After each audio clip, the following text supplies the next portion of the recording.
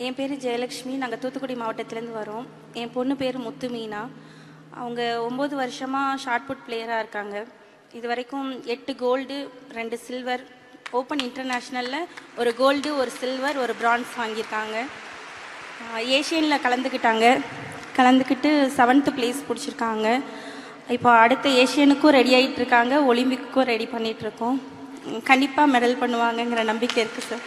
ஏன்னா நீங்கள் அவங்களுக்கு நிறைய சப்போர்ட் பண்ணுறீங்க. ஸோ கண்டிப்பாக என் பிள்ளை ஜெயிக்கும் அப்படிங்கிற நம்பிக்கை எனக்கு இருக்குது. அதுக்கப்புறம் சொல்லணுன்னா 2 பெண் குழந்தைங்க எனக்கு.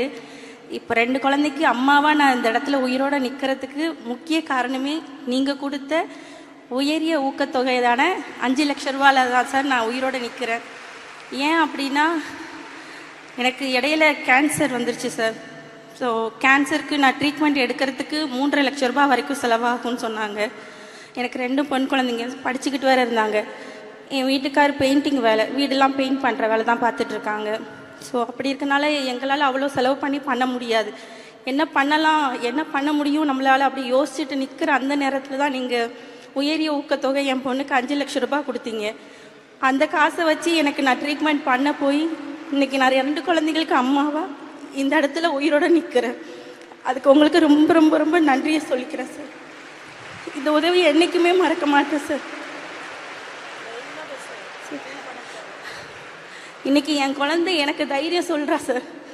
தைரியமாக இருமா, நான் இருக்கேன், நான் பார்த்துக்கிறேன் உன்னையே அப்படின்னு தைரியம் சொல்கிற அளவுக்கு அவள் இந்த அளவுக்கு கான்ஃபிடண்ட்டாக பேசுகிறதுக்கு உங்களோட சப்போர்ட் தான் சார் காரணம். எல்லாத்துக்கும் ரொம்ப நன்றி சார். இது வெறும் பணம் சம்பந்தப்பட்டதில்ல, ரூபாய் சம்பந்தப்பட்டதில்ல, உயிர் சம்பந்தப்பட்டது, உணர்வு சம்பந்தப்பட்டது. சார்கிட்ட ஒரே ஒரு கோரிக்கையை மட்டும் வச்சுக்கலாம் சார். நாங்கள் தூத்துக்குடி மாவட்டம், அங்கே எங்களுக்கு மாற்றுத்திறனாளிகளுக்குன்னு விளையாடுறதுக்கு சரியான கிரவுண்டு இல்லை.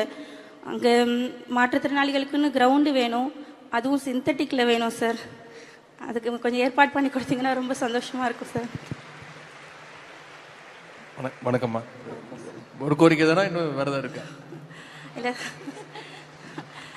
இல்லை சார், நீங்கள் ஒரு தடவை உங்கள் பார்வை அங்கே பட்டாலே போதும் சார். எங்களுக்கு அடுத்து குறையே இருக்காது சார்.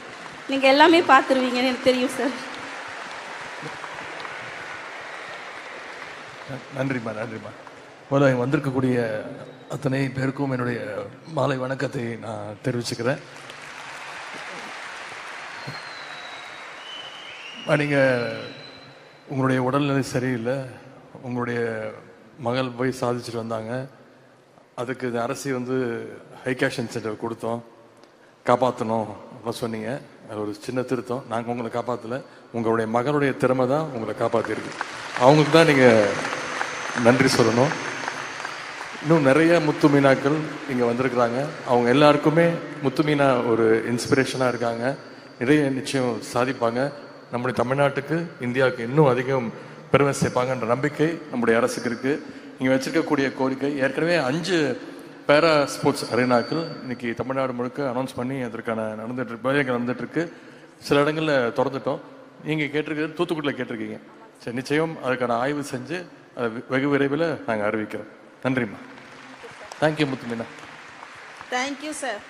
தேங்க்யூ முத்து மீனா.